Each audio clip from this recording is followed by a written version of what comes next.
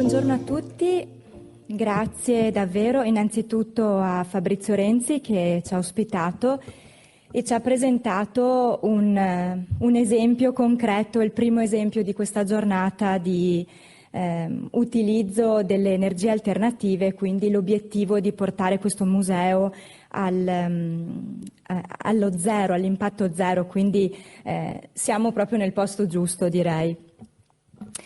Ringrazio la Federazione per aver fatto questo percorso che è una sfida sicuramente culturale importante, quindi bene che si inizi a parlare di questi temi perché innanzitutto appunto se ne deve parlare, bisogna sfidare anche le reticenze, giustamente lo diceva il Presidente Senatore Girotto, che ringrazio davvero per l'impegno, la passione e il lavoro che sta facendo e il fatto che questo tema abbia avuto l'unanimità al Parlamento e una velocità dell'iter sicuramente è un passaggio importante anche proprio perché poi avvenga questa sensibilizzazione poi ai cittadini e alle imprese. Ringrazio l'assessore Marcato, molto bene l'anticipazione sul disegno di legge sulle comunità energetiche, sicuramente noi saremo a fianco per supportare la diffusione di questo importante annuncio, quindi già ci lavoriamo sempre, insomma l'auspicio è che riusciamo poi tutti insieme a portare poi dei risultati importanti sul tema.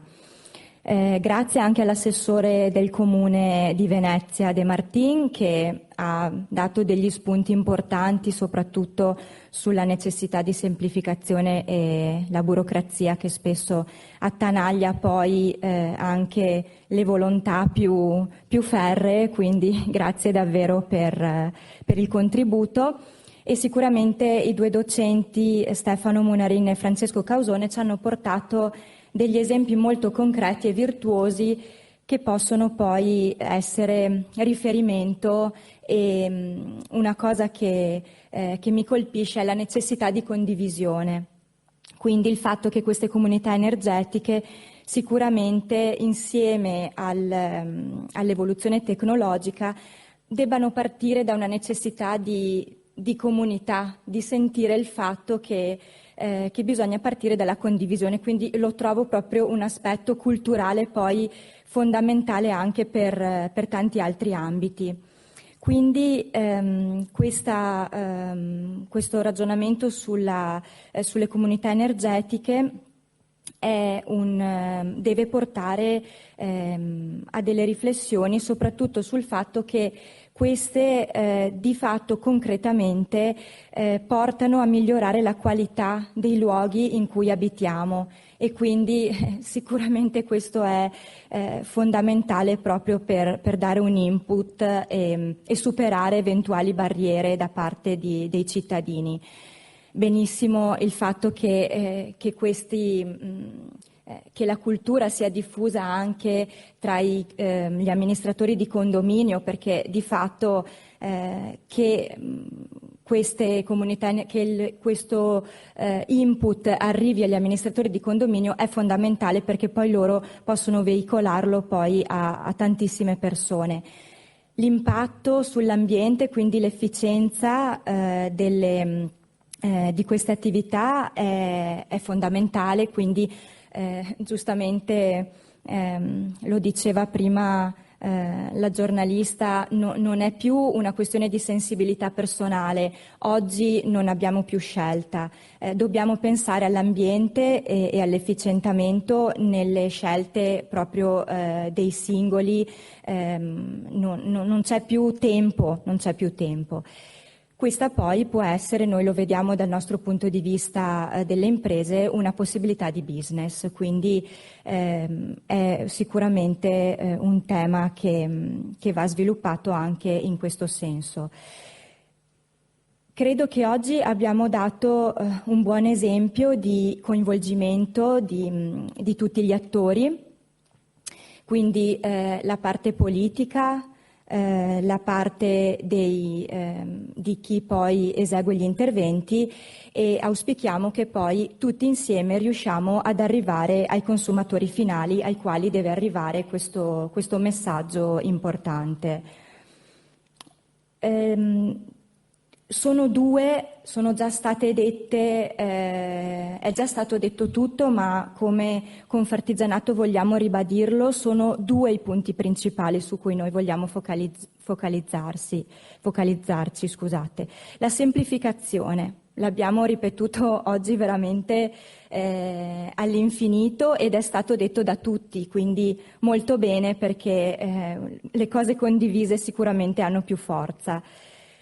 Bisogna rendere semplice l'accesso, l'adozione e l'uso di modalità sostenibili ed efficienti di produzioni da fonti rinnovabili. È indispensabile assolutamente.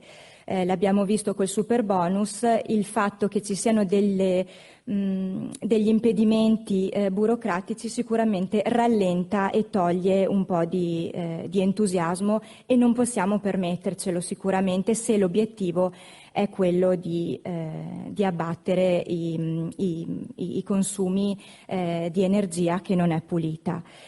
La convenienza è il secondo intervento. Devono esserci degli incentivi e dei risparmi, perché altrimenti non c'è diciamo, questo sprono all'avvicinamento alle comunità energetiche.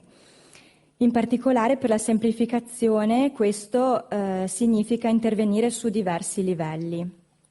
Questi livelli quindi sono le procedure amministrative, l'accesso ai finanziamenti e alle leve fiscale, la massima divulgazione dell'utilità di questa buona pratica, rendere le opportunità semplici da gestire in modo individuale, infine favorire la neutralità tecnologica. Per capire davvero l'importanza di questa novità nell'ambito delle piccole e medie imprese bisogna pensare su 3 livelli, e vi segnalo dei dati perché secondo me sono molto indicativi di quelli che poi sono i numeri concreti di chi poi potrebbe intervenire.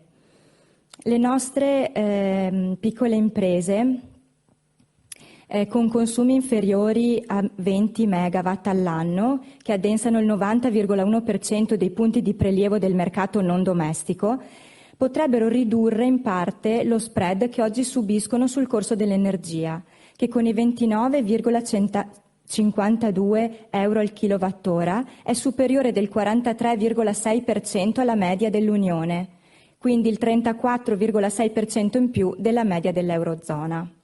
Sono dati veramente importanti che fanno riflettere.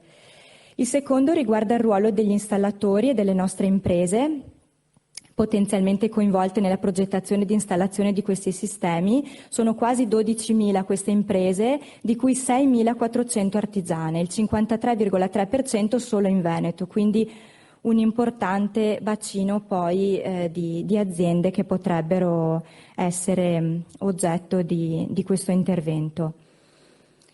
Il terzo, e forse più importante, è il ruolo che le nostre imprese potranno avere come promotori di uno sviluppo di distretti produttivi, facendo leva sulle capacità di orientarsi alla risoluzione di problemi, di personalizzare interventi e prodotti su misura dell'utente, tipica capacità artigiana di fare interventi ad hoc, e personalizzare interventi e prodotti su misura, di rispondere alle esigenze del progettista e del contesto.